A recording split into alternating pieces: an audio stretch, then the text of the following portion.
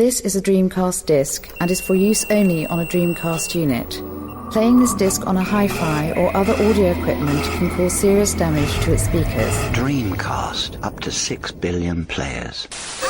Welcome back to the stage of history. Why don't we play together?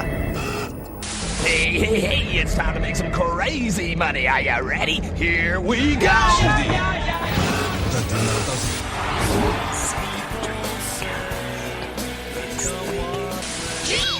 Please stop this disc now. Hello and welcome to the Dreamcast Junkyard DreamPod. My name is Tom and I am joined as ever by Mr. Michael Phelan. Hello, Mike. Hello, Tom. Was it weird that I called you Michael? A little bit, Tom. A little bit. Feel free I've been told off. Feel free to call me Thomas if you like. We are joined by a very special guest today. He is a gaming royalty, retro gaming royalty. His name is Darran Jones. Welcome, Darran. Hello there. Thanks for having me.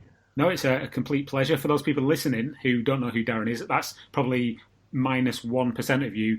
Darran is the editor of Retro Gamer magazine. Darran, quick question before we continue. I've always wondered this. What's the difference between an editor and an editor-in-chief? Is there one? Yeah, effectively, an editor oversees the running of a magazine. Mm. The editor-in-chief oversees the runnings of magazines. No. So think of them kind of like project managers, where you'll have a project manager who he's basically overseeing all the other managers who are doing other things. Right. So for example, at Future, we have like Tony Mott, and he's the editor-in-chief who oversees all the video games magazines. Ah, Tony Mott. Was he's the guy who wrote 1001 Games You Should Play Before You Die, if I'm not mistaken? I believe that he was involved with it. I don't think he wrote all of it, but I think it was like a combination of various Edge freelancers and stuff who put it together. Cool. But I've got that book. It's good. Yeah, so have I. Yeah, somewhere. It's on one of my shelves somewhere. Anyway, we're jumping the gun slightly.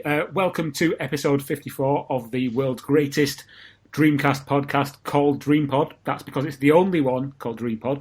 We'll start as we always do. We'll talk a little bit about things we have played and things we've picked up. Not necessarily Dreamcast, but also current gen or retro. Darran, you are our guest, so I'm going to come to you first. I'm sure there's quite a few things you've played in the recent past, so please enlighten us and our listeners. Okay then, well, I haven't bought any Dreamcast games in forever. Mainly because my focus is on the Nintendo DS at the moment. Oh yeah. So I've been picking up way too many games and not actually playing them, because what's the point in doing that?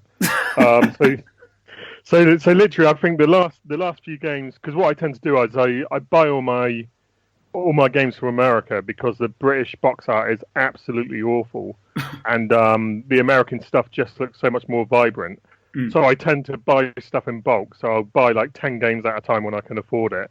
And the last few games I picked up included things like 9 Hours, 9 Season, 9 Doors, Front Mission, things like basically a lot of RPGs. So, and I'm not really sure why I've picked them up, because I don't really play many RPGs, but I kind of bought them on the fact that, well, you'll get a lot of mileage out of them if I ever get around to playing them. So yeah, I picked up about 10 RPGs, which I probably will never play. Well, brilliant, fantastic. You're in good company here, because myself and Mike do that quite regularly, and not just with RPGs, but with Dreamcast games, I'm sure. Yeah. Have you been playing anything on current gen systems? Yeah, I got into the Switch recently. Mm. So I've kind of got a love-hate relationship with the Switch. But I've been playing Skyrim, mainly because I'm reviewing it for the mag. I've been playing FIFA 18, which I've been really enjoying. Yeah. I just bought a copy of Bomberman, because I got it for £20, which seemed a good price. Yeah, it's good, that, actually. And I also picked up Rabbids and what was the other one? Binding of Isaac. So, yeah, I've been buying loads of Switch games as well, and I've played hardly any of them. Now, Darran, you said there that you have a love-hate relationship with the Switch. What's the hate all about?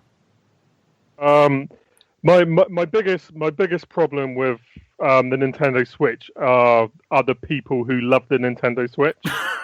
I think Nintendo fanboys are the best and worst things about Nintendo, and but also it's just I love the way that it's obviously a hybrid machine.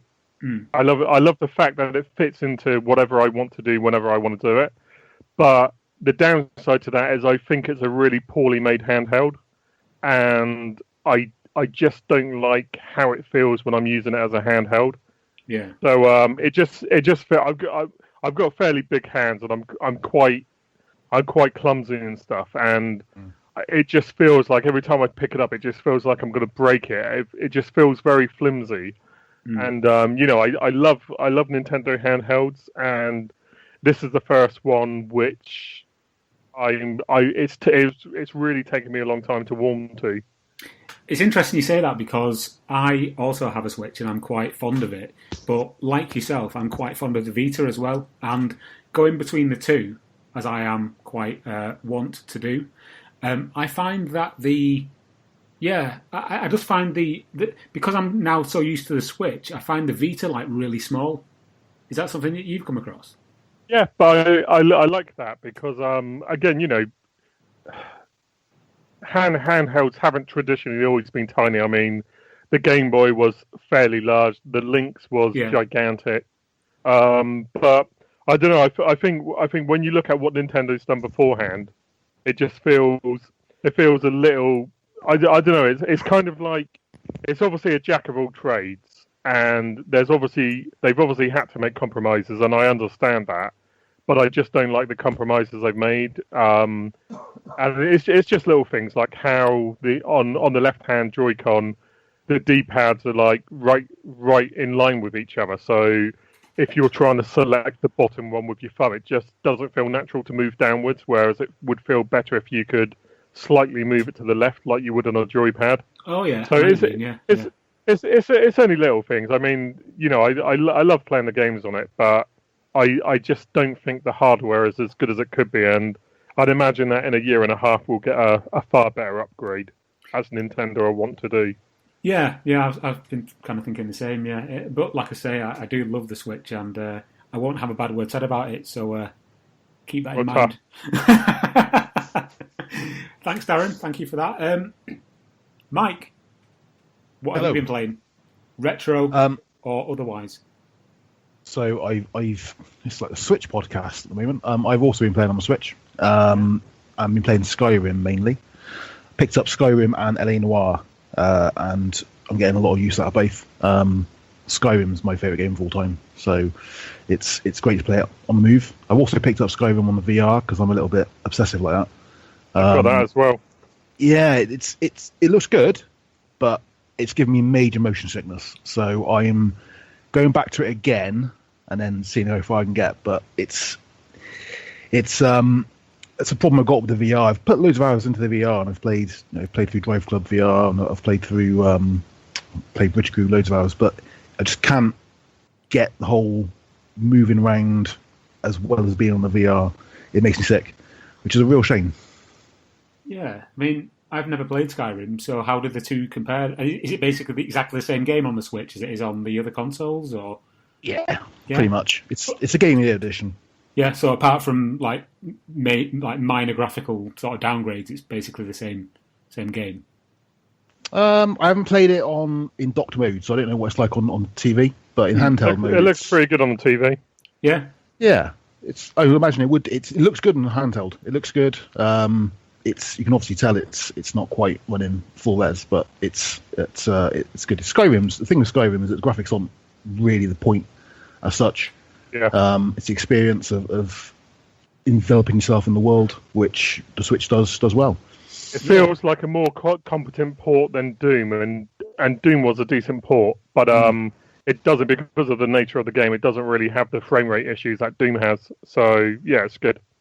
No, I've seen no issues at all, which is good. I've LA Noire as well. I've been playing on the Switch, and that's a really good port. I didn't play a huge amount of it at the time when it came out. I have got it on 360, but I never really played that much of it, and it looks amazing in handheld. It's probably the best looking handheld game I've played. Really? I know it's not technically a handheld game, but you know what I mean. Yeah, no, I have to take your word for that because it's a game I've got no interest in going back to. So did you play it on the 360 and the PS3 then, Darren? Or? Yeah, I thought it was absolutely terrible. Fair enough. Cool. It's quite slow. It is quite a slow game. It's that whole thing of like everybody was going on about, oh my god, look how amazing the texture of the faces are. Yeah. But it loses all credibility as soon as you see them walking around because they look like fucking mannequins on Ritalin. It's just fucking ridiculous. Yeah. I wasn't impressed with it. I think that basically people love it because of the Rockstar factor, and I think it's a very average game. Well, there you go, That Mike. Well, that's is just probably me. true. No, that is probably true. To be fair, I think it's not a game which I would say is one of the all-time best, and it wouldn't have got anywhere near as much attention if it wasn't Rockstar. I'm glad it's on the Switch because it shows that companies like Rockstar are at least willing to try stuff on the machine. So I won't take away from anybody who's bought it and who's enjoying it. But for me, I didn't really like it. But it's good to see that companies like Rockstar are at least willing to like try stuff. Although I'd argue most people would have probably preferred like GTA 4 or something instead. I was going to say, actually, do you think that opens the door for a GTA port on the Switch, Darren? I think the problem with the Switch at the moment is obviously it's doing really well. It's whether the game's sell in the way that the publishers will be happy with. So it could be that Rockstar are doing LA Noire as a test to see how well it does. Yeah, and the success of that will decide whether they do like GTA 5. And if they're doing that, I don't think LA Noire is the game to do that with. Yeah, that's a good point because obviously over the last couple of weeks we've seen that EA have been doing kind of the same thing with FIFA 18. Yeah, but look at FIFA 18. It's had according to the figures that have been released. Yeah. It's done amazingly poorly on Switch. Yes. I mean, to give you an idea, if you I've been playing it a lot. I love it. I think it's brilliant. But you go on the transfer market and it's 30. I think there's 34,000 active transfers.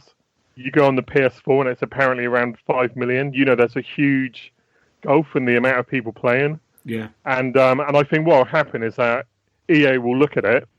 They'll see that it's basically made subtle money for them. And they just won't bother doing another one. Or if they do another one, it will just be just a legacy version. Yeah, that's the thing. And then they'll stop it completely.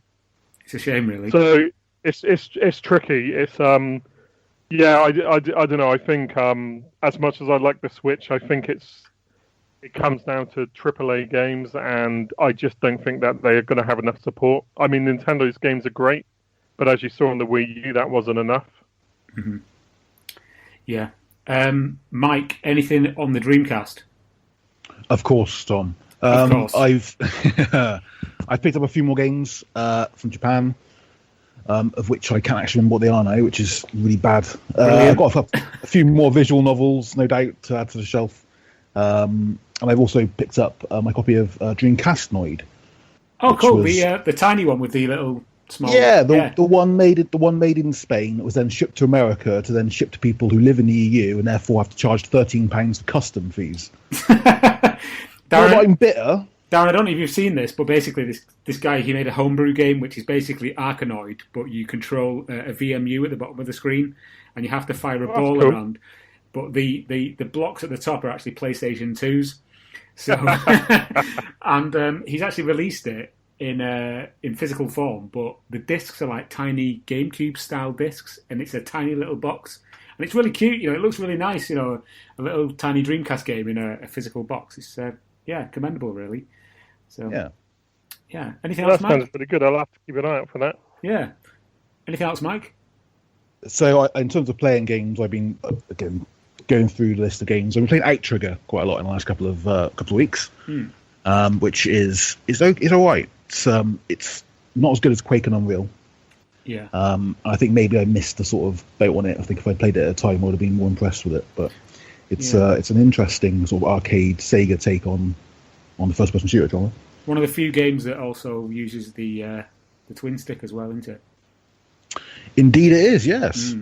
So I didn't actually try my twin sticks out on it, which I really do. I should do really. It's not that good, to be honest, because the twin sticks are actually digital, so it's not very good for aiming. So it's quite difficult. But if you can get them set up, it's worth just investigating to see if you like the controls, really. Yeah. And I also picked up the last of the Aero Dancing games. You've written an article quite recently, Tom. Yes, indeed. I picked up the last one, which was the Aero Dancing F, or Aero Wings 2. The disc for that. Oh, the bonus disc. The bonus disc, yeah. So nice. I got that one. Anything like that's one I don't think I've got. So is there anything interesting on that disc, or is it just basically? I think it's the same? VMU data and replays and stuff, and I think there might be a few extra missions as well. Yeah, because the one that I did get, which had something interesting on it, was the one for the first game, which has got the inside the house, and it's almost like a more graphically impressive version of Toy Commander with the little Dreamcast and everything. Yeah, that's really cool. But I think that's the one I couldn't get because I got Aerodancing I and the disc for Aerodancing I, and that was it. Couldn't find F. But cool. Quite an interesting selection there. I'll kind of just whiz through things I've picked up and played. Dreamcast-wise, I've been playing quite a lot of Buggy Heat because that's a game that is actually a lot more fun than I remember it being. I don't know why I started playing it again, but I just saw it on the shelf the other day. I thought, I'm going to have a go on this. And about 3 or 4 hours later, I was still playing it, and it's quite a good game. Pickups-wise, I've only picked up Power Stone 2, the PAL version, which is a game I had back in the day when I had my original Dreamcast. Darren, I don't know if I've bored you with this story in the past, but when the Dreamcast originally came out, I had one. I had it for a couple of years. I had a ton of games, and I swapped them all and the console for a PlayStation 2. So I've not had this game since then, and got it again recently. Current gen game you alluded to earlier, Darren, is Doom on the PlayStation 4 and on the Switch. Just because I wanted to kind of compare them. I did watch the Digital Foundry video comparing the two, or all the other versions, and it is a bit like looking at. It's like an N64 game. Do you know what I mean? With like the blurriness of the screen. It is impressive. It's massively impressive. Yeah. I think the biggest problem with it is that you go into a shop and you've got the option of paying £40 for the Switch version or a tenner for the PS4 and Xbox One versions. Yeah. It's such a huge gulf in price. So it's going to be interesting to see how it does. Yeah, and I have looked at the Switch charts. Sorry, going back onto the Switch again, but it does seem to be doing quite well. So I think I read on Push Square, the website, last week that it was at number 21 in the all formats charts. That's quite good. That's not bad. That's pretty good. Yeah, better than FIFA 18 anyway. Speaking of FIFA 18, that's another game I've been playing, just like you, Darren. I do really enjoy it. I'm actually playing through the career mode as Cheltenham FC, which is quite challenging, as you can imagine. I can imagine, yeah. But it's just really cool seeing these really low division teams on a Nintendo console because it's just something I've not seen for so long. Also on the Switch, I've been playing Mario Odyssey. That game is amazing. It's just the best way to describe it is delightful because I could just get it and just start playing. I'm up to the Luncheon Kingdom. I've not finished it yet, but I'm just this game is just so lovely to look at. It's amazing. I think when we reviewed it, I gave it a stand first as something like the reason you play video games. Yeah, no, I totally agree. Didn't you give it 100%? Certainly did, and I stand by that score. To be honest, I can't disagree. I can't. I said on the last podcast we did, the only thing I don't like about it is the fact that when you start the game up, it goes Super Mario Odyssey, and it's just I hate it. That's literally the only reason I gave it 100%. Right, no, whatever floats your boat. Weirdly, I've actually been playing on the Vita as well recently. I've been playing a game called Neon Chrome, which again is on the Switch, but it's a really cool, like, sort of twin stick shooter. Like futuristic sci-fi. Like, do you remember Loaded on the PS1? Oh yeah. It's kind of like that, and it's got amazing music as well. And it's just this really cool kind of like dystopian future. You're walking around almost like Judge Dredd. I know there was a game on the Switch called Judge, which uses the same engine, but Neon Chrome is definitely one worth picking up if you see it cheap. And last but not least, I've been playing Halo 4 again on the 360, and I was having a couple of discussions with people the other day about how good 360 games still look, and if developers can kind of aim for that quality on the Switch rather than trying to compete with current gen systems, I'd be more than happy, because Halo 4 looks absolutely amazing still. You know what I mean? It's just a really, really good looking game. Anyway, that's what we've been playing. That's what we've picked up.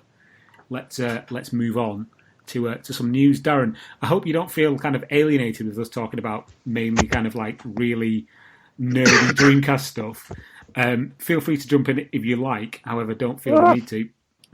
Fine. I was going for a complete PAL Dreamcast collection at one stage. That is true, and we will come on to that shortly. Save it for the fans. Right, news items. First thing I want to talk about, though, or rather give a mention to, is that Sega Nerds, the magazine, the digital magazine, Megavisions, is out now, issue number 5. The only reason I mention it is because I've got a couple of reviews in there, so go and download that if you get the chance. You're not one of those people, are you, Tom? What's that? Just covering people's stuff when you're in it. You should be covering it and supporting it all the time. Always, mate. Always. I always, say I've been reading Megavisions when I'm in it.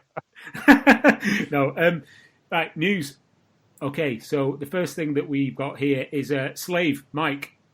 Yes. Speak to me about Slave. What? Who knows about Slave? So they've obviously got some more bugs now in the system for the game, which should have been released 2 years ago, and so they've asked for help, from what I'm saying, from other developers or people with knowledge to find the bugs and crush them. Yeah, this is a game that we've discussed it many times. Are you familiar with Slave, Darren? I've vaguely heard of it. It's the one with it's got all retro looking visuals. Looks a bit like Tron. That's the one. Yeah, exactly. So this game has been it's been in kind of development hell for a while now, and every couple of months they send out an email to people who have either pre-ordered it or are supporters of the project. And the latest one is that they're now looking for people who have got Dreamcast development experience, skills to like kind of come forward and help them with some bug squashing, as the term is. You know, when you've been spending hours looking at something, I'm sure you get this, both of you, and then you get a fresh pair of eyes to come and have a look at it, see if you've done something wrong or there's any like shite there, to try and just kind of get rid of that. And that's what they're doing basically. So I really wanted to just include this to say that if there's anybody who's listening to the podcast who is aware of this game, if you want to get involved and maybe lend a hand, you can go to the Goat Store website and just drop them an email and give what support you can, really, in terms of development skills.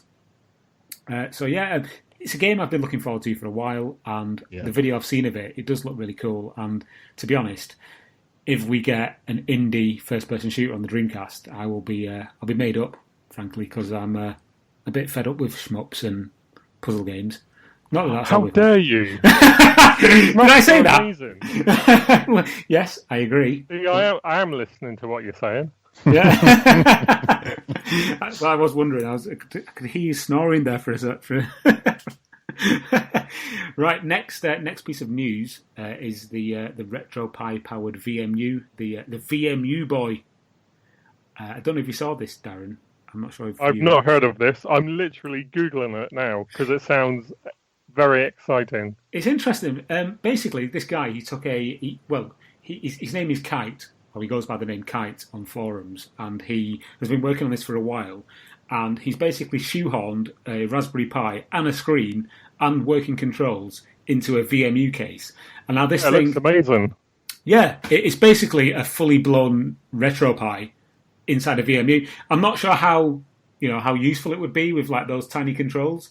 But as a proof of concept, it's very impressive. I mean, I know that you are quite a fan of the Game Boy Advance, as I am, Darren. So, is this something that you would play on? Do you think? Yeah, I mean, the biggest problem with it is, like you said, it's a lack of buttons. But depending on what the quality of the emulation is like, depending on what you can get on it, it looks pretty damn cool.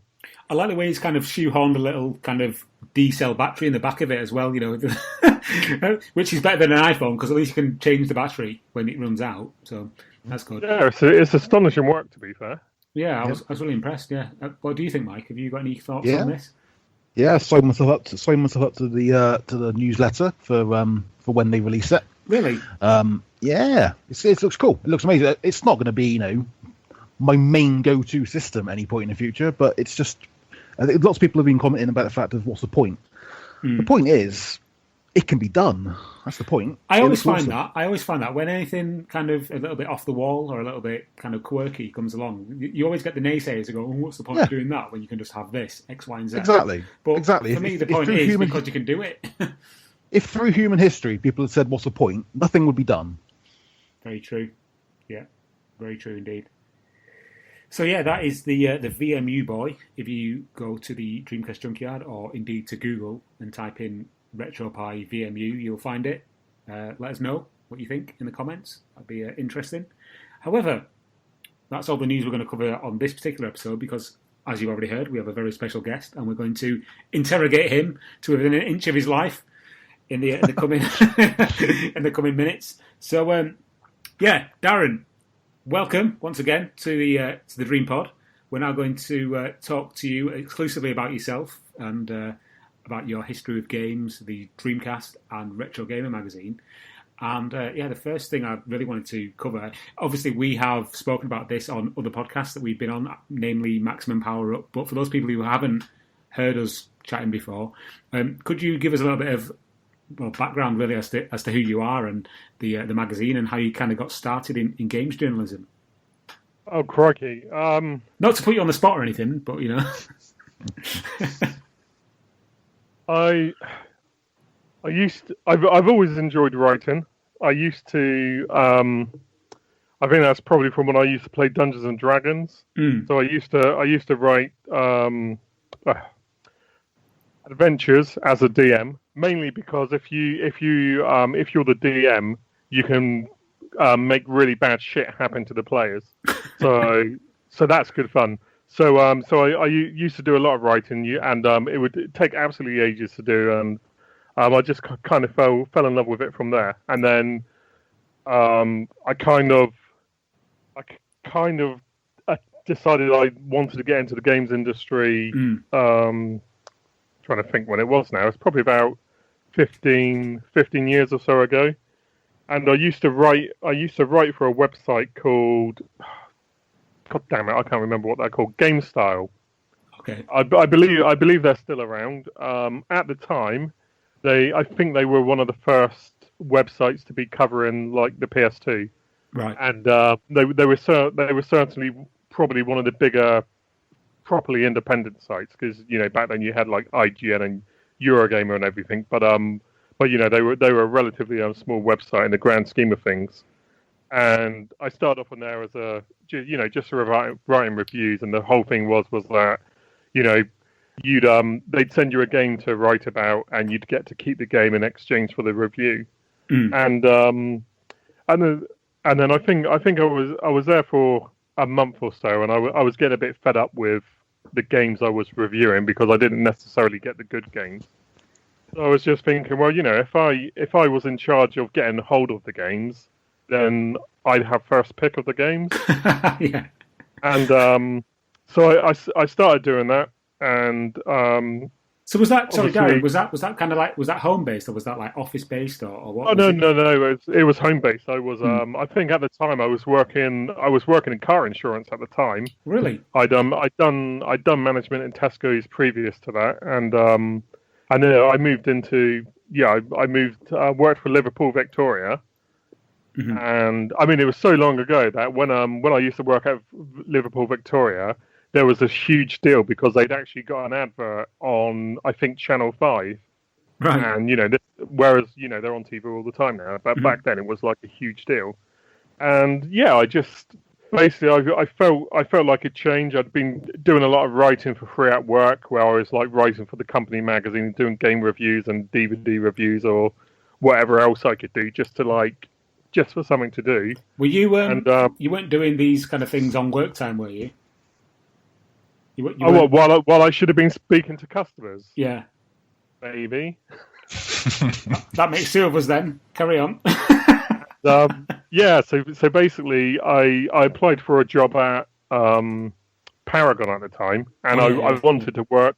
I wanted to work on XBM because I absolutely loved the Xbox. It was it's one of my favorite consoles, and I got into a good conversation with the editor in chief there, Nick Roberts, and because they were impressed with the access that I had to PRs, and based on that, I managed to get onto Games TM completely by accident.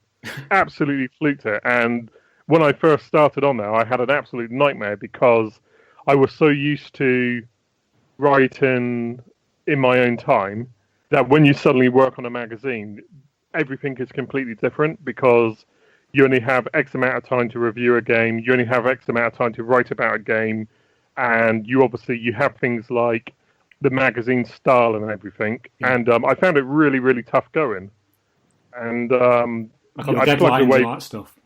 Yeah. I just wasn't used to it, and I was just struggling, and my writing needed to develop and everything else, and it was touch and go for the first few months, and I just lucked out, and I soon managed to worm my way onto the retro section because I had a lot of interest in old games.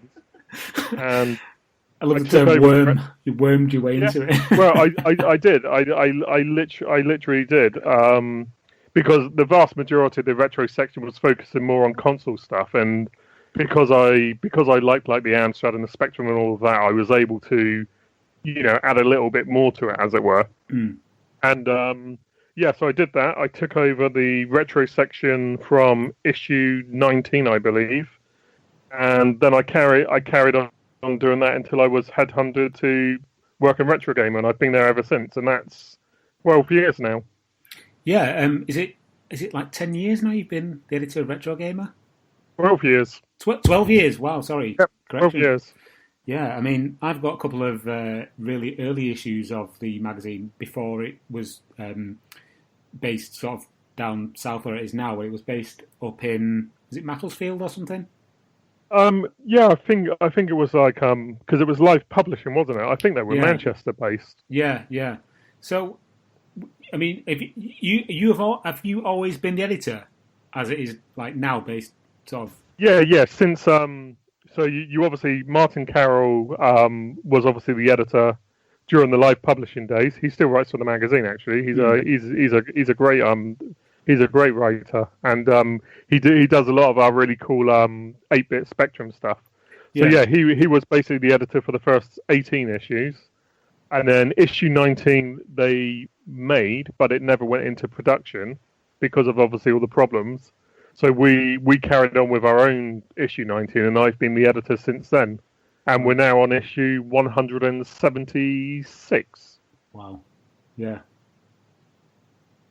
Quite the, I mean, the magazine it's going from strength to strength. It's probably one of the most popular video game magazines there is, if I'm not mistaken.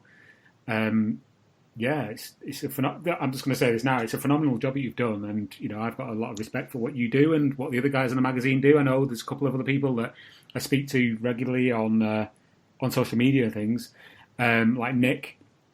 But every time I open the magazine, I just see these amazing features. I'm just like, how have they come up with this? Where have they got the idea for this from? And it's it's really as you know. I mean, to be fair, it's obviously a team effort. I mean, there's obviously Nick writes a lot of our cover features, and we've got a great pool of freelancers, and we've been very lucky, particularly the last couple of years, and we've been getting really good access from a lot of prominent games publishers, because I think people are finally cottoning on to the fact that it's actually a magazine that isn't not going anywhere. And just because obviously it's called Retro Gamer, that doesn't mean that we don't cover new games in it. Which we obviously. Yeah, obviously you reviewed Mario Odyssey, as we discussed earlier. Full disclosure as well, myself and Scott and Rob Jones have all kind of done a little bit of freelance for the magazine in the past. So I just wanted to put that out there so it doesn't sound like I'm kind of blowing smoke or whatever. But Mike, yes, what are your thoughts on Retro Gamer? Obviously, Darren's here, so keep it civil. But I've always loved Retro Gamer. Retro Gamer is the reason I got back into Retro Gaming. Really? Picked up issue 20, I think it was. And ever since then, every single magazine. Well, I did have all magazines until last year, my big clear out. But every single magazine since. I love Retro Gamer. I was a regular on the forum for many years, and I think it's great to have Retro Gamer as a magazine on the stand, because there's so many articles in there which I think, as you've alluded to as well, but just they go into depth which you wouldn't be able to get otherwise. It's great to have things online and online things, but you sort of pick and choose what you want to see online. Yeah. With a magazine on the stand, you sort of have things you wouldn't necessarily look into, which you're more likely to have access to. I always felt safe with Retro Gamer. The amount of consoles and games I've picked up due to Retro Gamer over the years is staggering, really. Not necessarily a good thing, because obviously lots of money, but it's an institution. It's an institution now, Retro Gamer. Yeah, I agree. And one of the things I do like as well, Darren, is the way that you always kind of try and get input from people who are actually involved in a game that was being developed, or a publisher, for example. So rather than just having the thoughts and opinions of a particular journalist, you actually get it from, to use a phrase, the horse's mouth. Do you know what I mean? I think you've got to do that, though. I mean, and I think one of the main reasons why Retro Gamer has been a success is because most of the content in it, if you don't read it in Retro Gamer, you don't read it. So, exactly, for example, there's loads of websites saying, Outrun's the best racing game ever and stuff like that. But there's nowhere which charts the actual making of the game, apart from in Retro Gamer. And so I think that's the thing. And to be fair, it's not really that hard to do. There's obviously good writers who can basically write amazing articles, but ultimately, to me, I've always felt that you get more value if you're actually speaking to the people who are actually involved in those games, because the piece just carries a bit more weight to it. Totally agree. Yeah, I mean, if you've got somebody who worked on XYZ game actually giving their kind of never before written or never before spoken about, point of view on, maybe something that isn't really that well known, it kind of adds a little bit more value to it, because it's like, oh, didn't know that. That's interesting. Do you know what I mean? And I'm one for what's the word? Like very niche, like minutiae when it comes to games, and if I can get that from a source like Retro Gamer, then more power to it. And that's we obviously do like to internet-y type stuff. So the Minority Reports are they're typically the sort of things that you could read online, but I reckon around 70% of the content is it's all developer based. I mean, if you go through an issue and you look at how many actual people we've interviewed, it's quite a high number for the type of magazine it is. I agree. What do you feel about the way that internet kind of culture is going more away from written word towards video content? Do you see that as a positive, because it means that more people come to the mag because it's actually a physical thing on a newsstand and they can kind of flick through it without need for the internet, for example?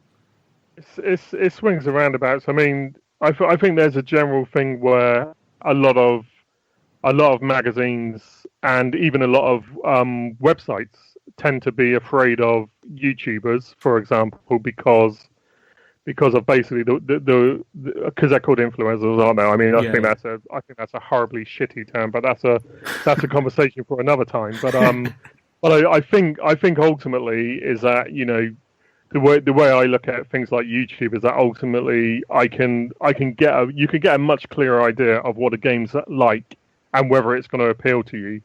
And you know, there are a lot of great retro channels, and you know, while you've got the standard ones where it's just somebody standing in front of a huge amount of games they'll probably never play, you'll get characters like Kim Justice who do like massively detailed retrospectives of companies and certain games or franchises, and so you can get good stuff on there. I think it's a mistake to simply dismiss the likes of YouTube and stuff.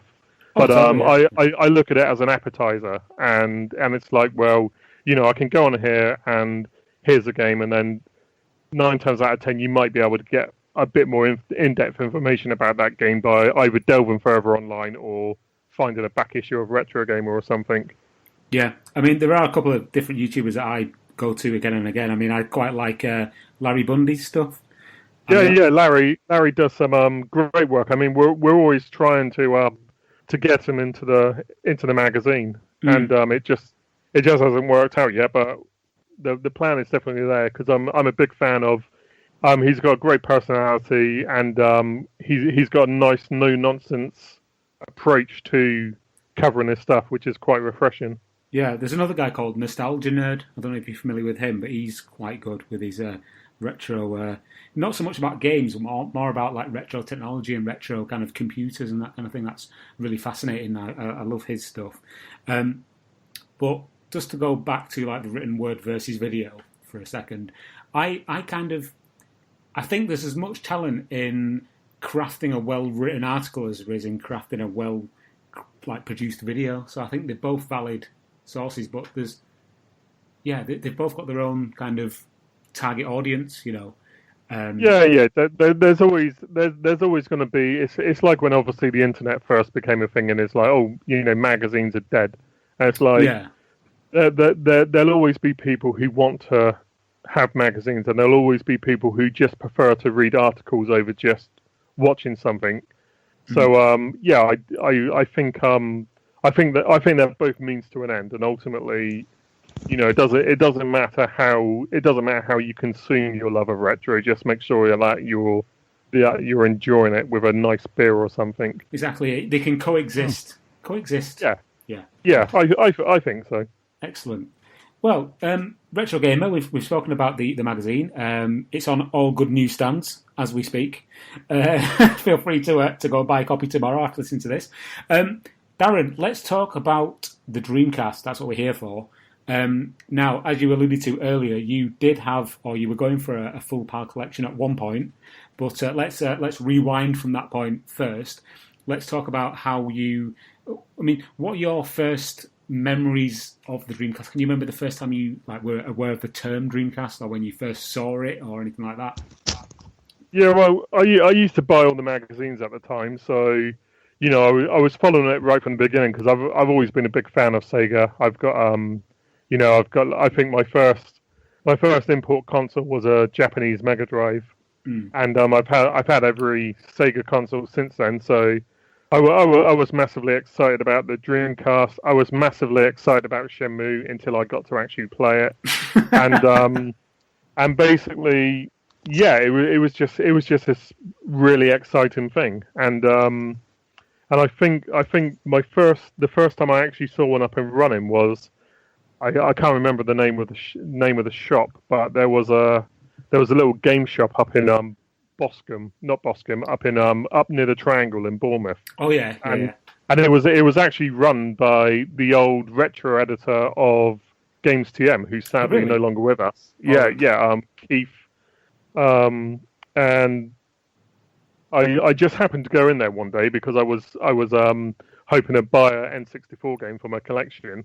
and I just saw them playing Sonic Adventure, and it's obviously it's the cliche one which everyone remembers, but it's just when he's running down the in the beach level, and obviously the killer whale's chasing after him, and it was incredible. It just like it was literally astonishing. Mm. Yeah, I think that's something that stays with everybody who sees it.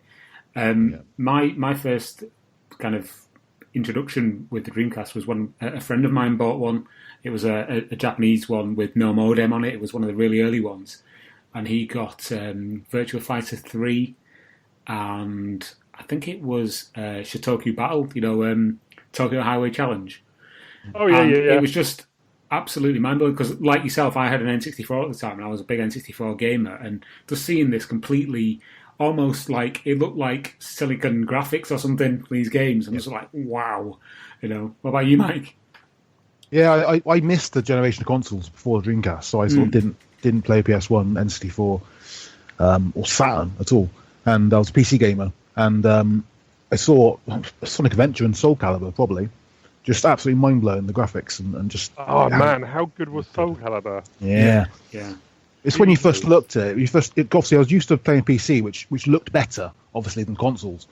But for the first time, for several years, the Dreamcast, it looked different. It had that sort of Sega look to it, and that sort of blue sky look, which we've spoken about many times in the podcast before. Yeah. And that sort of just looked amazing. It still does to me now. That's why I still love it for. Because Soul Calibur actually looked... I mean, this just might be my my aged mind playing tricks on me, but Soul Calibur actually looked better than the arcade original. Yeah. I'll be honest with you, I never actually played Soul Calibur before seeing it on the Dreamcast, but I've since watched loads of footage. I've seen the Digital Foundry videos of Soul Calibur versus the original Namco arcade version, and the arcade version looks almost like a PlayStation game. So the leap above is something else, really. Soul Calibur was just we don't talk about Soul Calibur enough on this podcast. We don't, do we? It was an exceptional game. The amount of content they put into it for a fighting game is astounding.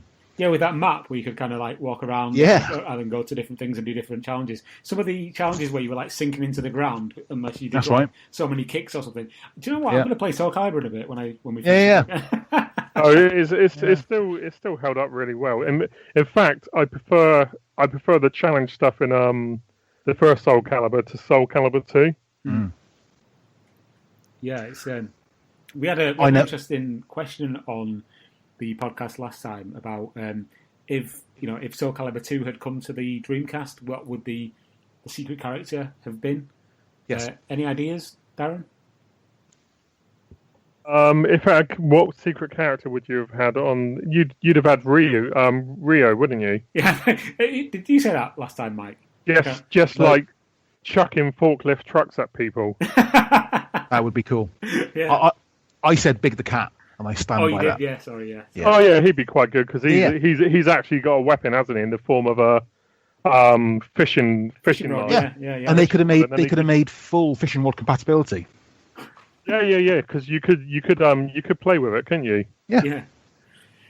And then what did Namco do after that? They pretty much stopped making games for it, didn't they? They did Mr. Driller, and I can't really think of much other stuff. Was it Namco Museum as well? Yeah. And that was pretty much it, to be honest. Because that was a great use of the Dreamcast power, wasn't it? Yeah. So, Darren, after you first got the console, you went into... Was it straight into like collecting to get like a full set, or was it? Oh God, no! I did that.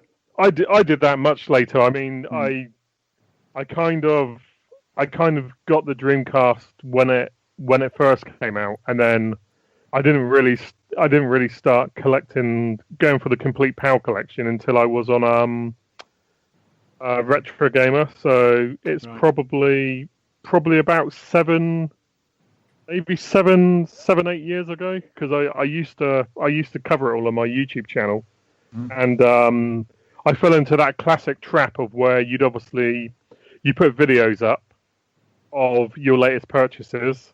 Everybody would obviously like him and stuff, And then you'd be like, oh, this video is really popular. I know, I'll do another one of these. And then you just obviously buy more stuff. And yeah, I think, because what is it? It's about 219 Dreamcast games. Over to Mike. 216, if you don't include 216. Sega Swirl. Yeah. And so I think I was about 35 games short. And then I stopped. Was that just because you were bored of it, or? Well, no, I just realised it was fucking pointless. Basically, what I mean by that, to clarify, is that my whole approach to collecting for the Dreamcast was completely the wrong way to go. So what I mean by that was I was buying all the good stuff. You know, so I'd get like Street Fighter Third Strike, and I basically bought all the really, really good stuff, and then I think the last 35 odd games they were utter shit. Well, like Spirit Scheme 1937, for example. And I remember looking through it, and I was looking at how much it was going to cost me, and it was like, you know, these are all under 5 out of 10 games. Yeah. And it's going to cost me around 500 quid. And who the fuck am I going to impress by saying, "Hey, I've got a complete PAL Dreamcast collection," and I just stopped like that. I just thought, this is fucking insane. Why do I want all of these games which I know are fucking rubbish just so I can say I've got a complete collection of something? And I just stopped, and with that, I pretty much downsized my entire collection, which is now down to about 10 PAL games, and I've got about 25 Japanese games, which are largely shoot-em-ups, because it's my favourite genre. Interesting. Yeah, I mean, there's a lot of people who I know who are in our Facebook group, for example, who listen to this podcast, who are, you know, PAL collectors, who have got PAL collections or full sets. And apologies, guys. Yeah, don't get me wrong. I appreciate the dedication, and I know what it gets like, because you get so excited about tracking down those games, particularly if it's like a rarer game like Taxi. But ultimately, to me, it becomes a space issue as well, because, you know, they take up and it was getting to a stage where I was like double stacking stuff. So I'd have like games behind games, and it's like, well, I can't even fucking see them. What's the point? No, I wasn't saying that because, you know, to try and sort of guilt trip you, but I mean, I don't own a PAL sort of complete set myself. You know, any games I can't get or don't want to pay for that are, you know, PAL that I don't own, I just get them American or Japanese for a lot cheaper. But back when I started the Dreamcast Junkyard in like sort of 2005, 2006, nobody gave a shit about the Dreamcast. Nobody was collecting them. Nobody gave a fuck about getting a full PAL set. So I would go off and, you know, go to, because I was living in Manchester at the time, I'd go to like, I'd just find somewhere on the map and go, right, I'll go to Oldham, or I'll go to Liverpool, or I'll go to Sheffield, and I'll just go there and see if I can find a game shop, and, you know, they might have some Dreamcast games, and if they do, then I'll buy them and I'll write a blog about them. That's really how the Dreamcast Junkyard started. And that's cool. That was kind of like my little kind of hobby for a bit, and so it was almost like nobody else was doing this, so it was almost like a little kind of individual thing, whereas I don't want to alienate anyone or like slag anyone off, but it's almost become like a sort of a badge of honour to have gotten a full PAL set, and it's all to do with how much money you've got, as opposed to going to a certain place and finding stuff and like stumbling across stuff randomly. Do you know what I mean? I'd obviously like to clarify as well that I'm not saying collecting a complete Dreamcast collection is pointless. I just think collecting all systems for a complete collection is pointless, because ultimately you end up with a load of games which you are never going to play. And surely the point of games is that they're to be played with. Mm-hmm. I mean, that piece you wrote, you know, it's obviously a while back now, about the whole collecting side, and it's a slippery slope you go down, because, you know, you're sharing your pickups with social media, and, you know, you're collecting likes, and you kind of lose track of what you're doing, and it's like, am I buying these games because I want to play them, or am I buying these games because I just want to? And it kind of becomes a willy waving competition.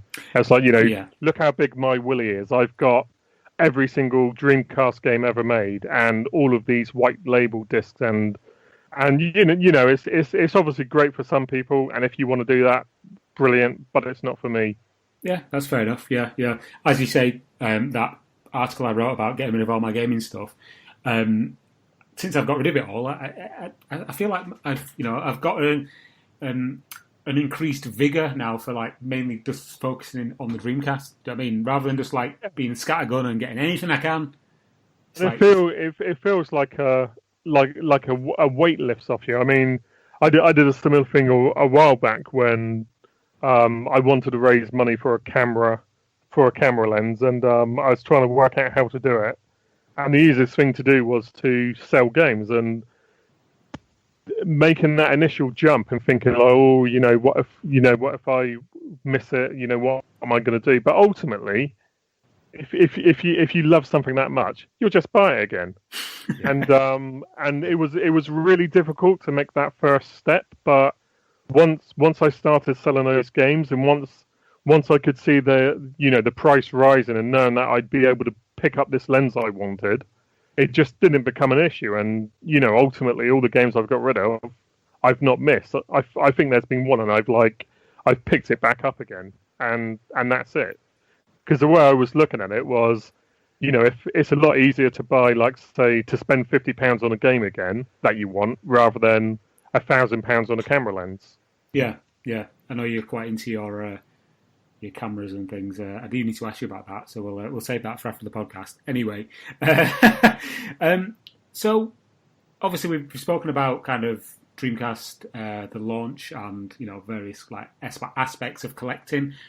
What's your kind of opinion on like the scene today? I mean, myself and Mike are quite sort of involved in the scene, so we see it from the inside, as it were. Obviously, you are the editor of the most popular retro game magazine on the planet, but I'm imagining that you have a kind of a wide view of the whole of retro gaming, whereas myself and Mike are kind of in the trenches, as it were, in the Dreamcast scene. So how does it appear to you, not necessarily from the outside, if you know what I'm saying, but from a slightly, a step back, as it were?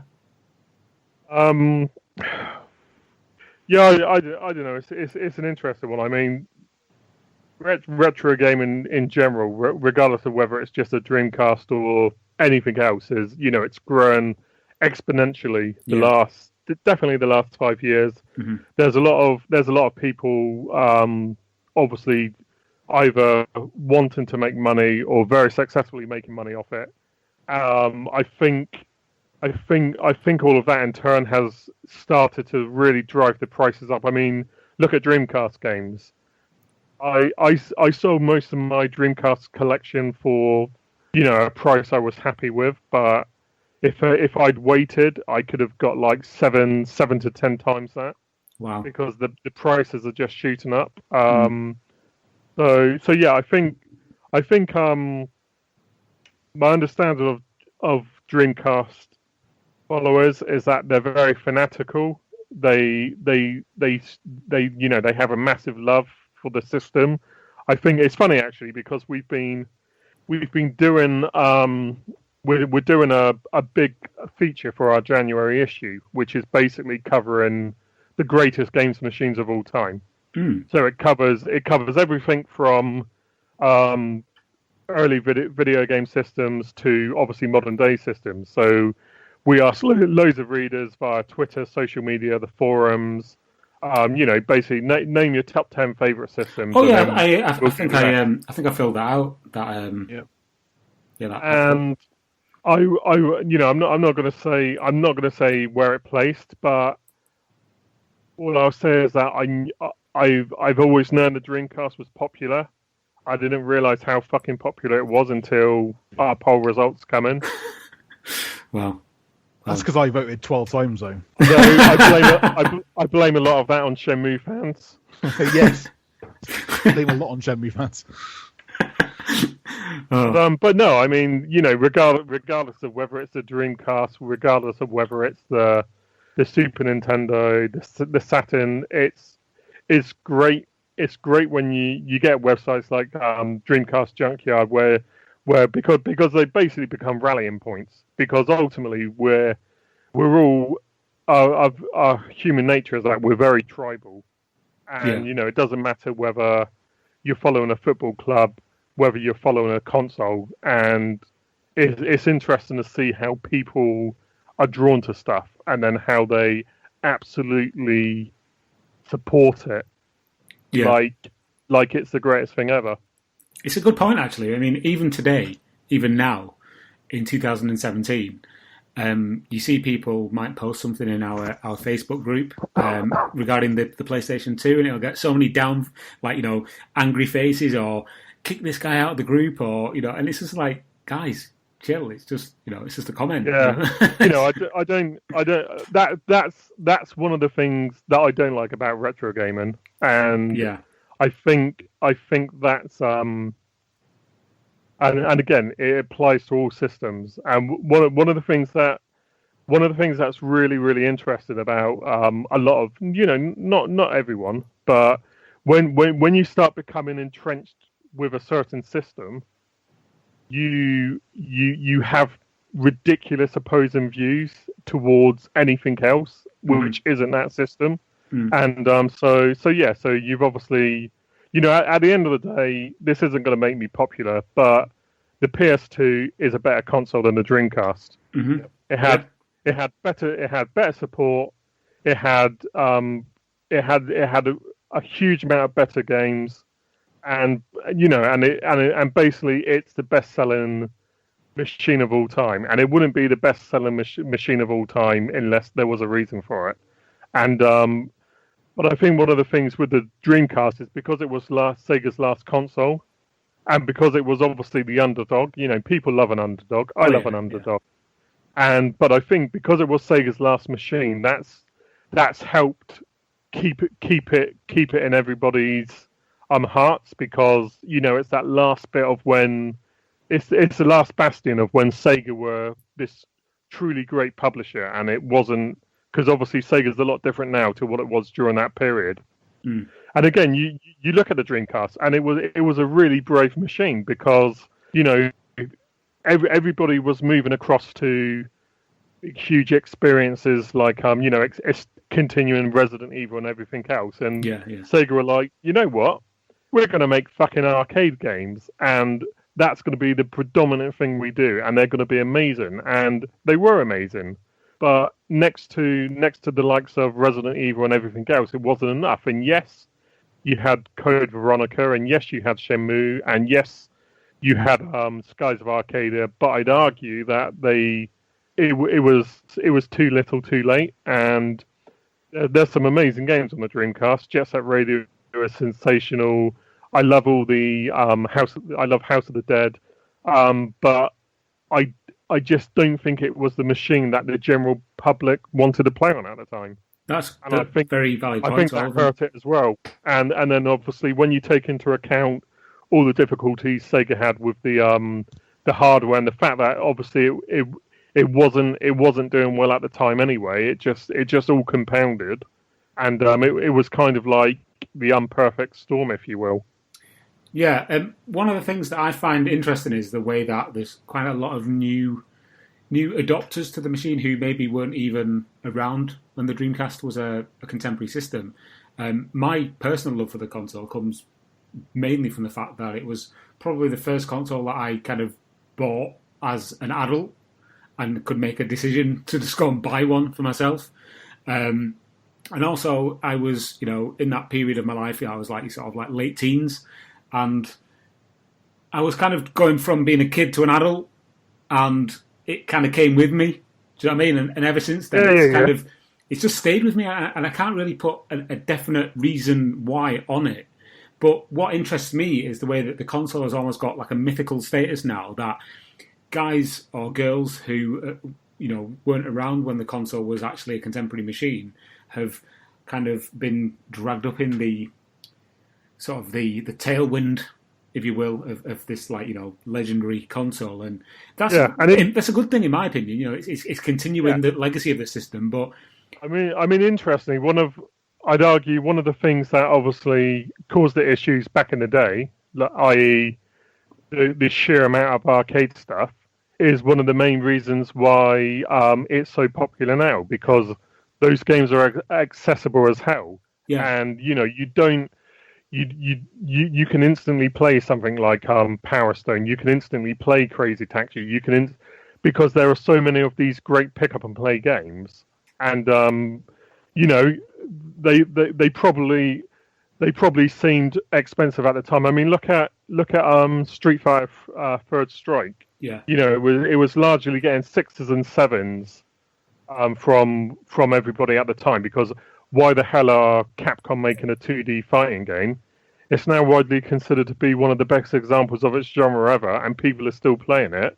And if you want to play a great version of it, what better than to play it on the Dreamcast? It's weird when you think about it, how kind of attitudes and appreciations change over time. Because let's be honest, I mean, if a console like the Dreamcast came out now with the resurgence in 2D games and like pixel art adventures and that kind of thing, the Dreamcast would kill it. That's my opinion anyway. I mean, obviously it's a very capable 3D machine, but the 2D games are, fantastic. The 2D fighters, the 2D RPGs, a lot of which are now obviously indie games, but they're still kind of holding their own against stuff like Golf Story on the Switch. It's a really good system that kind of almost transcends different generations, because you have such a vast style of game on there. Nick made a really good point the other day, because again we were talking about, and I kept on saying to him, why is it doing so well in the polls? And one of the points that he made as well is that because it's easy to forget that the Dreamcast is very much like the GBA in that it had, despite the fact that it's got a really interesting, diverse library, it wasn't really on sale for a long time. And Nick was saying that the last 2 years of its life, there was so much stuff came out, and it was such an amazing time to have the console. And so it burned briefly, but it burned really brightly, and that's what a lot of people remember. Yeah. Just because you had all these games like Shenmue and everything else, and I'm not the biggest fan of Shenmue, but I can appreciate why people love it. And you had Metropolis Street Racer and everything else, and there just seemed to be nothing like it at the time. You just had it just seemed to be hit after hit after hit after hit. Just a couple more questions now, actually, for you, Darren. The first one is, if the Dreamcast had continued even for another year, do you think that it would have continued to kind of wane, or do you think maybe there would have been a resurgence with all the games that were planned and then shoved onto the consoles if they'd come out on the Dreamcast? Do you think that would have helped at all, or was it too little, too late? I think PS2 was too entrenched. I mean, one of the things that I can remember, I read Dreamcast magazine, and towards the end of the system's life, obviously I had a machine, I had a Dreamcast then, and every month you were just reading news stories about this game's been cancelled, this game's been cancelled, this has been, and it was just so disheartening as an actual owner of the machine, because and again I think this is where a lot of the rivalry stem from, because again, depending on your age, if the Dreamcast was like your first console, and you were like a kid or a teenager, odds are, and again this goes back to the whole tribal thing, odds are you could only afford to have the one games machine, and so obviously if you had a Dreamcast, as far as you were concerned, that shitty PS2 was getting all your games. And fuck the PS2. That's not fair. It's it's getting all the stuff that I should be getting, and gamers in general are very entitled, and it just stems from that, and that's where these rivalries come from. And as a Dreamcast owner, it just looked, Christ, Legacy of Kain, that looked amazing. Oh, it's been cancelled, but look, the PS2's getting it. I remember. So that, I think that's what I think why, because you see a lot of interestingly, you see a lot of hatred from Dreamcast owners towards PS2 owners, but you don't see it the other way around. Mm. And I think a lot of it is because they just don't care, because why would you care? They're just games machines. And I think if you're the sort of person who basically says, like, the Switch is the best system ever, and I am not going to ever touch the Vita because it's a disgusting Sony machine, you're doing yourself a disservice, because you're missing out on good games. And that goes for anything, whether you're fanatically loyal about the Spectrum or the Dreamcast or the GameCube or whatever. Games are games, and I just love playing games, and I don't, I'm lucky. You're lucky when your system has a lot of the games you like playing, but ultimately, if you go down the route of supporting only one system or one company, you end up missing out on a hell of a lot of good games. Couldn't agree more, to be honest. Yeah, very wise words. Lastly, Darren, one last thing I want to ask you. The Dreamcast obviously brought a lot of things with it when it came. What do you think are like the sort of the overarching or the lasting influences that the Dreamcast kind of left on the gaming industry, if any? I think it's obviously the fan base it's created.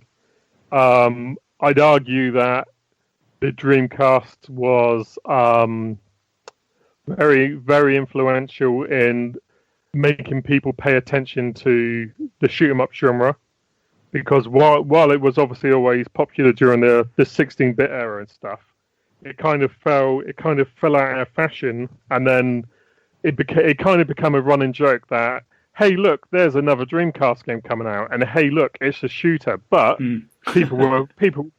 that's literally what was happening, and people were paying attention, and if it highlighted one thing, it proved that there was interest enough in that genre for people to start releasing shoot 'em ups on other systems. And if you look at like the Xbox 360, there's a lot of parallels with the Xbox 360 in Japan, where it was pretty much kept alive by shoot 'em ups in the same way that the Dreamcast was. Interesting. And also, obviously, there's the whole online gaming thing as well, with like Xbox Live, which kind of had its roots maybe even in like Dream Arena or Sega Net.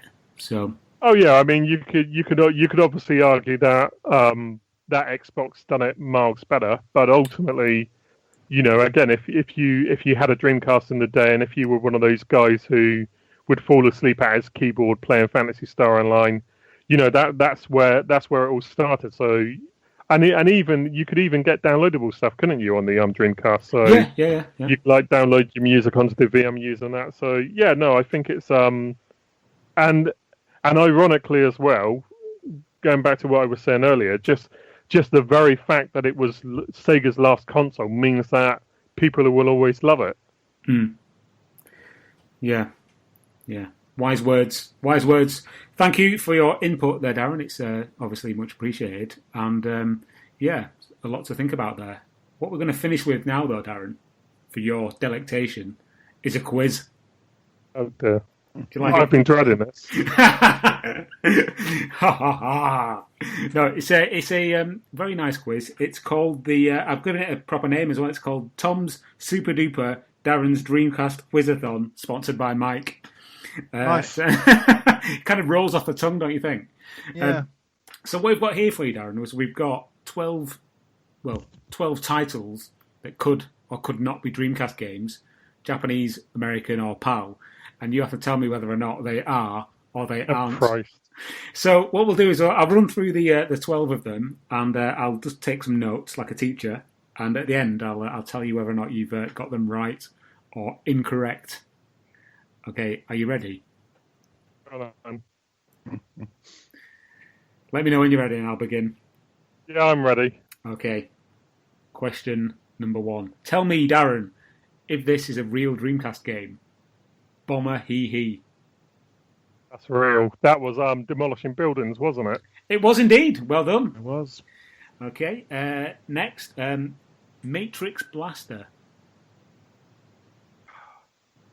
You know something, that sounds real, but you know something, I'm going to say it's real. It sounds like a shooting game. Okay. Question number 3. Pile of Bullets. Oh, that's got to be real. That's going to be a homebrew game. I'm sure that's real. Okay. Next, we've got Sweet Season. No idea. I'm gonna say I can imagine it's got like hentai girls in it, and it's a really dodgy Japanese shoot 'em up with with underage girls in it. But I'm gonna say no. You're going to say it's fake? Yeah, I'm gonna say it's fake. Okay. It sounds like the sort of game I'd probably play if you've seen what my PS Vita collection's like. I've seen it, yes. Okay, moving on. This is question number 5 of 12. Shanghai Dynasty. That sounds like it's real. That sounds like a Japanese ambition-y type of game. So I'll say that's real. Okie doke. I've recorded your answer. I'll move on to the next one, which is Finish Line. Finish Line. Finish Line sounds like a really shit racing game from the 90s. Yeah, do you know something? I'll say that's real. And if it isn't, it should be. Okay, moving on to number 7, Bone Storm. You know something? Bone Storm. I'm sure Bone Storm is the name of a game from The Simpsons, so I'm going to say it's fake. Okay, next on the list is Never 7, The End of Infinity. Oh, God, that sounds like a bloody Japanese RPG. You know something? I'm going to say that's fake as well. Okay. We've got 4 left. You'll be relieved to hear. The next one is Sister Princess Premium Edition. Yeah, that definitely sounds like a Dreamcast game. Yeah, I'm going to say that's real. That sounds like a dating game because they released loads, didn't they, in Japan? They did. Mike's a big fan of the dating game. Yeah, I won't say fan. He enjoys them. The next one is Air to Ground Actions. I'm going to say that's fake. Okay, number 11 is Imperial Notaka Fighter of Zero. That sounds real. I'll say that's real. And last but not least, Space Paranoids.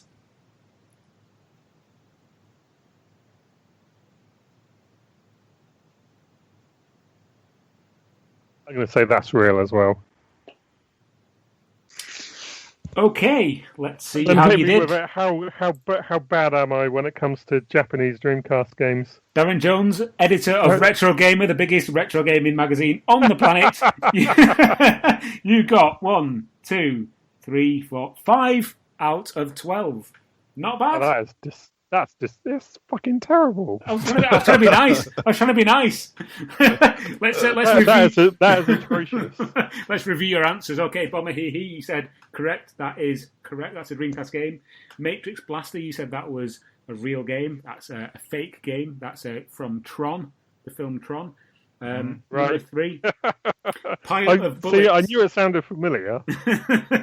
Pile of Bullets, you said that sounded real. That's actually a fake game from the TV show Community. Oh, of course it is. Number 4, Sweet Season, you said that was fake. It's actually a real game. Is it a dodgy hentai game? Mike, can you elaborate on that one? What, Sweet Season? Yeah. It's a visual novel, I think. Yeah. That's why I've never heard of it, because why would I buy or show any interest in a Japanese game which I can't read? Number 5, you said that Shanghai Dynasty was a real game. That is correct. Mike, Yes. have you got any more details on that one? Yeah, Shanghai. It's the sort of table version of Mahjong, which is in games. One of the many Shanghai games. One of the many Shanghai games. Number 6 was, let me see, 1, 2, 3, 4, 5. Finish Line. That you said was real. That's actually fake. That is from Wreck-It Ralph. It is, yeah. Of course it is. Bone Storm. You got that correct. That's a fake game. Simpsons, isn't it? It's from The Simpsons, yeah. So actually, you actually got 6 out of 12. I marked that wrong. Sorry, you got 6. Number 8, Never 7, The End of Infinity. That is a real game. Yeah. Mike, if you please. Yeah, it's part of the Infinity series. There's Never 17, and Never 7, or Ever 17 and Never 7. I can't remember which one's which. Yeah, that's correct. Sister Princess Premium Edition. You said that was correct. A real game. That was correct. Again, Yeah, Mike, if you of course it was. Any more It details was on a that, premium edition. Mike? Yeah. Probably comes with a pair of knickers or something. Like That PS Vita game I've got. Oh yeah. Galgun. Oh, Galgun, yeah. I think we spoke about that recently on one of the podcasts. Number 10, that was Ground Actions. You said that was fake, and it was indeed fake. That is from the film War Games. And and number 11, Imperial Notaka, Fighter F-Zero. You said that was real. It is real. That's the Japanese name for Iron Aces, which is a flight sim based on World War II. And last but not least, Space Paranoids. You said that was true or real, and that's fake. That's also from Tron. So, 6 out of 10, Darren. Not bad. 50%. Should feel proud. Oh, that's not too bad, is it? No, not too bad. Not too bad. It's terrible. No. But thank you for taking part in that quiz, and thank you for taking part in the podcast as a whole, to be honest. We've been chatting now for an hour and 20 minutes, so I think what we're going to do is we're going to draw a line under this particular episode. However, from myself and from Mike, Darran Jones, thank you very much for finally being a part of the DreamPod. It's been an absolute pleasure having you on. Yep. No worries, it's been good fun. It has indeed, yeah. Anyone who would like to... Sorry, go ahead. If you don't hear from me, it's probably because I've been killed by your listeners. We won't give out your details or your address details in the show notes as we do with our usual guests. So, but yeah, thanks very much for being on, and thanks very much for being a good sport with the quiz. If people want to find you on social media, where can they find you, Darran? Do you know something? I think. Let me have a look at my actual Twitter, because I'll be buggered if I know what it is. Let's have a look. It appears to be retrogamer _ Daz. There you go. Yeah, at retrogamer _ Daz. Or you can obviously, if you just want to follow the magazine, it's retrogamer _ mag. Fantastic. I'm already a follower. Mike, where can people find you on Twitter? So I am, as usual, space _ turnip. Fantastic. And you can follow me at Tom Lee C. You can also follow us as a collective at the DC Junkyard. You can find us on Facebook, www.facebook.com/the Dreamcast Junkyard, and also our amazing group, which has actually gone past 10,000 followers this week. It's facebook.com/groups/the Dreamcast Junkyard, and obviously our main site, which is www.thedreamcastjunkyard.co.uk. Thank you both for joining me on this cold November evening for a lovely chat about the Dreamcast. And until the next time, we'll see you on the flip side. Everybody, say goodbye. Bye.